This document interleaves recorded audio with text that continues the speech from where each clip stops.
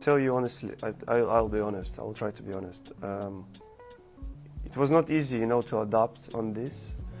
But unfortunately or fortunately, all of us, I'm talking about football players and which is playing abroad, it's not easy, you know, to be far away from the home and then watching all these scary things which is happening.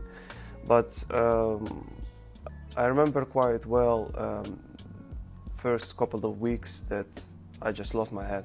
I didn't know where I am. I didn't know where I'm driving to the training ground or where. I didn't know, honestly. I was like in this space. I couldn't believe that this has happened. And but in the end, you know, there is two options. You just keep being in the space, or you have to do your best to help your country, to help Ukrainian people as much as you can. You have to represent your country in the best way you could. So this is the conversation was between all of us abroad players, which is playing for the national team, and obviously that was my decision to carry on, to do my best and to help as much as I can, because I know that will be much more helpful to my country and to the people from here rather than being there. But I really want to be there.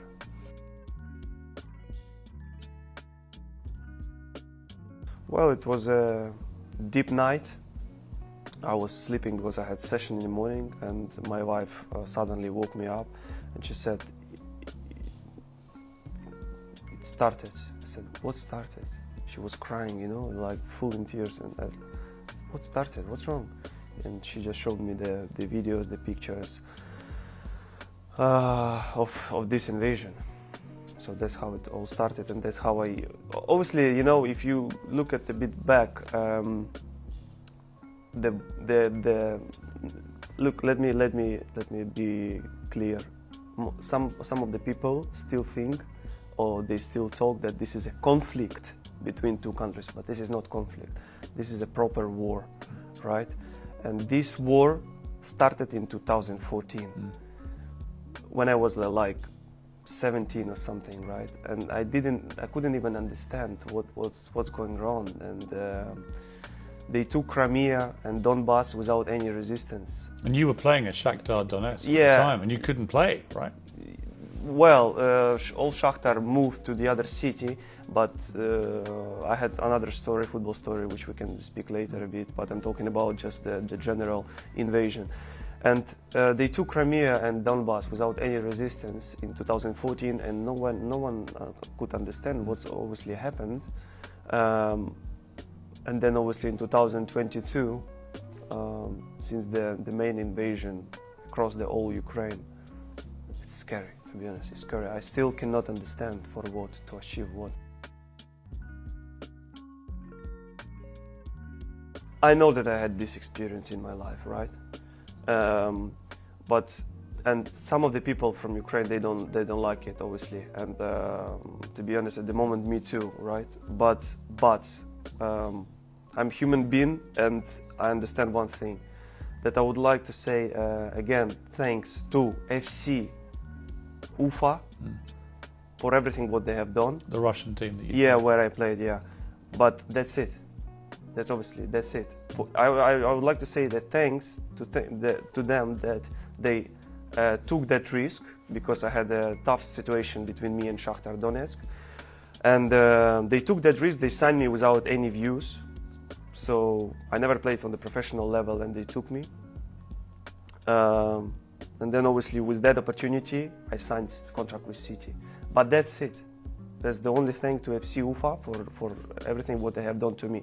The rest, obviously, the reaction afterwards since invasion, not from the clubs, any Russian clubs, not from the football players. I never seen that, and I would never understand. I had a chat with I would say the famous one at the moment in Russia, sportsman, not from football. I'm not gonna say his name, but he is very famous. I had chat with him, because I unfollowed him on Instagram, and he asked me, "Why did you do that?" I said, "Listen. It's already 3 months since invasion, and you didn't even say anything. You have millions of followers. You didn't post even one picture to stop these scary things. I would never understand this, because if this one would happen with Ukraine and Ukraine invade anyone else, I swear to God I will be the first one who's gonna scream like to stop it, and I would never come back. Are they scared for their lives? I don't know. He just saw the message. You can see that he saw the message, but he didn't reply. I mean, I guess a lot of them would say that they feel in fear of their lives because Putin has killed people who've stood up against him in this war. Well, I tell you, I'll give you another example. There was one player, ex-player. He used to play for Lokomotiv, Dynamo Moscow. He used to be a captain for the Russian national team. Igor Denisov, his name. He gave one interview. The way he was soaking, like how bravely it was, about, he just said, listen, if I would be a still player, current player, after 24th of February, I would retire. Really? Well, the way he was talking, and what's happened with him? I didn't even hear anything to him. He is in prison, or this is example. This is a poor example. The guy with the big balls, talking in front of the people, in front of 140 or how many millions they have. Incredible stuff. And this is the normal reaction from normal people. But unfortunately, there is not many of them. No chance. No chance. Because I would never accept their reaction. Honestly. I have to be honest. Do you think it's cowardly, the lack of reaction? I totally agree with this reaction. It's not even, it's impossible, there's no point to even explain it. The things, look, you can say, well, but they didn't do anything against us or something. Yes, they did. They did. How and what? They didn't react. Look, they have followers behind them, millions of followers in social media or wherever. They have a lot of chances to speak out to the people which is following them. And if you have, let's say, 10 million followers in Instagram and you post one picture like stop it, just, black phone, stop it. Some people from these 10 million is gonna follow you. They're gonna spray this as well to someone else. And it will work in the end. But if no one is gonna speak out because they're scared, I'm so sorry. I'm so sorry. Don't ever call us brothers or whatever, like they did it in the past. Never again. That's my. Wimbledon tennis, for example, has just said they will allow Russian and Belarusian players to play this year, having banned them before. Do you agree with that decision? No chance. You think they should just no be barred? Chance. Barred I from don't international agree. sport? I don't agree. On that, I have one of the Ukrainians which don't like to see them on the highest level in any sport. So they should just be. Exactly. And do you think both countries, Russia and Belarus? For sure, 100%. They shouldn't be allowed to compete. Shouldn't be allowed. Why? Because how many bombs and rockets been sending from Belarus? How many? Listen, I'm not political. No. I didn't understand anything about it. I don't understand, and I would never understand it because this is not my area. But this is not political. They are it's talking life and death. This is war, and they're talking about don't put politics in sport. This is not politics. This is war, guys. You don't do anything to be. I'm not saying on our side, on the justice side, yeah. Do you know people who've lost their lives? Of course I know people. Friends of yours? Well, not like close friends, but yes, friends. But people you knew? People I knew. They've been killed? Yeah, killed. Destroyed by bombs. In their homes? Yeah.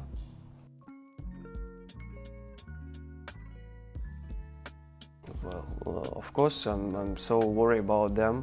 And I tell you what, the mentality of people, they don't want to leave. They don't want to leave the country, even if they could.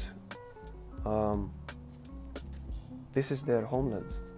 And I would like, for sure, after football career, I will be living in Ukraine. That's for sure, 1,000,000%. Because I didn't been there for 2 years, and now I had trip there 1 week ago.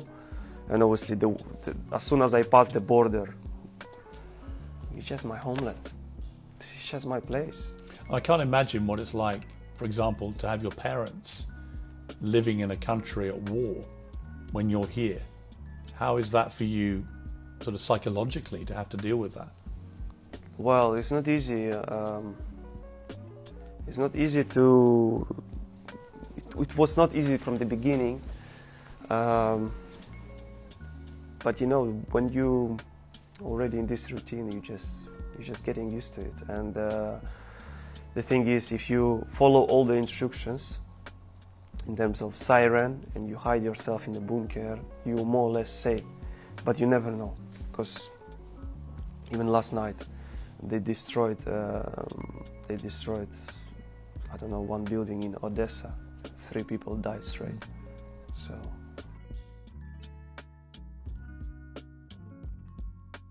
Well, yeah, it's incredible stuff, but at the same time, I used to say, it doesn't matter what you have done in the past, it's so important who you are today and what are you doing today. So the job he's doing is, honestly, I have no words about this. Seeing that from inside,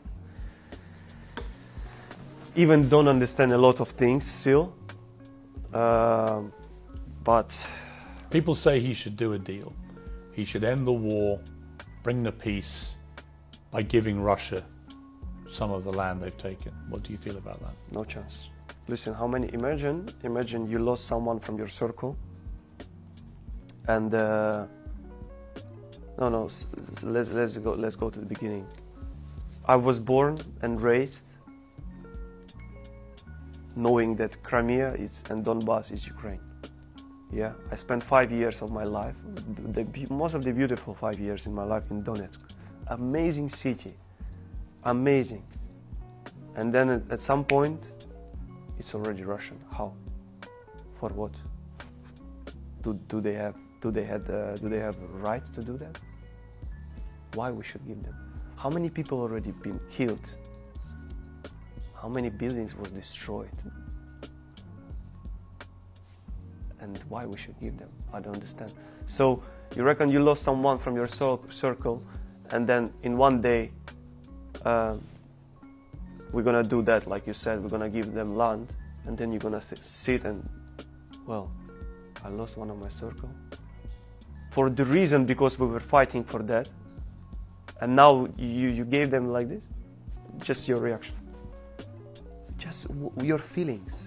Do you feel most Ukrainians feel this way, that they shouldn't give an inch? For sure, 100%. I don't know why they still sending every single night bombs to Ukraine during the night from 1 a.m. till 5. You know, when you sleep so deep. Always sleep. Why? Like, in my opinion, maybe I can be wrong. Like, to keep people in fear. Yes. To try to push people to go against our president, let us go against our president, to break stop. them, to break their exactly, morale, right? Yeah, exactly. So that's what they're trying to reach. And people living with that already more than 1.5 years. I don't believe, I know we're gonna win. We already won. Because they didn't expect what we're gonna do. They didn't expect this. Maybe they thought, like they're saying, for 3 days they do parade in Kiev city center, or what they were thinking, I don't know. It's impossible to give our homeland like this, our place where we're born and raised. And to people who say, like you say, they got tired by it all, they got bored, if you like. What do you say about what Ukraine needs now in terms of firepower? Would you like to see countries like the UK, who've been very good so far, but also the United States and other countries, do you want to see them give Ukraine more weaponry, give them more ability to win the war? I would love to see that, but in the same time, what I know and what I can see, that they are giving everything what they can, but of course, obviously, you never know. All of us, we will never know. Is it everything or is not everything? But still, I would like to say, using this opportunity, I would like to say massive thanks for all the help around the world and support which we received and receiving every single day. And I really appreciate that. I mean, many United Kingdom people have taken in Ukrainian families. Are you grateful that they've done that? Well, I'm so proud of this moment, honestly. Since the invasion started, the little kids used to come to me in the shop. I was thinking like maybe they want to make picture or something. No, they came to me like saying, Alex, we are praying for all your people and your country, and we hope it will finish very soon. So it means a lot for me, you know. It means people staying with us.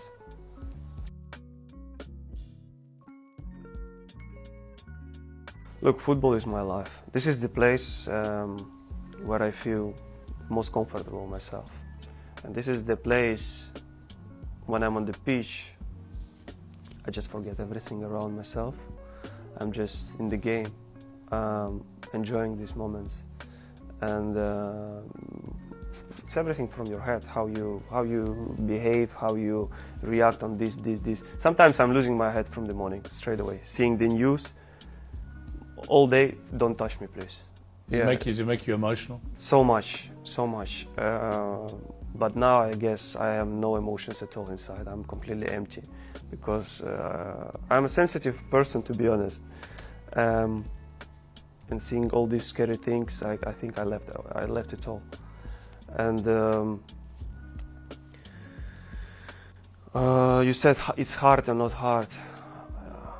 It's hard for the people which is staying on the forefront line, taking the risk of their lives every single second.